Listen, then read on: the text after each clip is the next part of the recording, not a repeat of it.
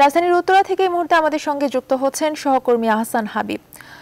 হাবিব, কেমন আছেন এই এলাকার মানুষ? তাদের কোনো অভিযোগ আছে কিনা এই এলাকার?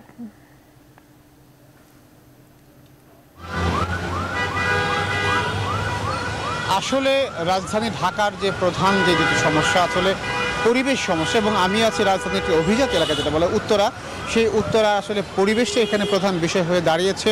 আমি যদি আপনাকে দেখাতে চাই যে আমরা যেমনটি জানি যে এখন গোটা ঢাকা জুড়ে চলছে মেট্রো রেল নির্মাণের কাজ।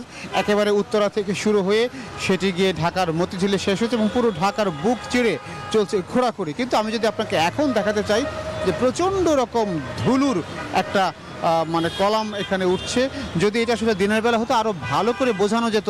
তার পাশাপাশি আমি যেটা বলতে চাই সেটা হচ্ছে যে আসলে এই উত্তরায় যে কাজটা চলছে এখানে মেট্রো রেল নির্মাণের কনস্ট্রাকশন, আসলে সেই কনস্ট্রাকশন সাধারণ নিয়ম হচ্ছে যে কোনো কনস্ট্রাকশন সাইটটাকে দুপাশ দিয়ে বেঁধে এটাকে সিকিউর করা, নিরাপত্তাটাকে বজায় রাখা, যেন বাইরের কোনো যানবাহন মানুষ এখানে প্রবেশ করতে না পারে।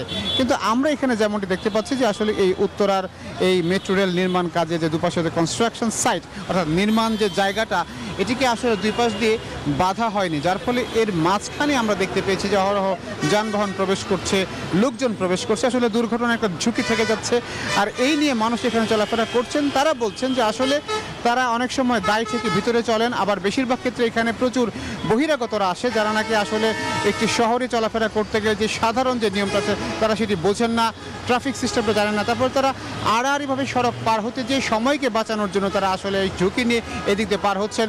আসলে এই হচ্ছে উত্তরার এখানকার মানুষের যে অবস্থা, অর্থাৎ মেট্রো রেল নির্মাণের কাজের সঙ্গে সঙ্গে তারা একটা আশা নিয়েছেন, কিন্তু সেই আশার সঙ্গে তারা এই মুহূর্তে প্রচণ্ড রকম শব্দ দূষণ, কনস্ট্রাকশনের শব্দ, প্লাস রাস্তাঘাটের খোঁড়াখুড়ি, সেই সঙ্গে ধুলোবালির একটি সাগরের মধ্যেই তারা এখানে জীবনযাপন করছেন।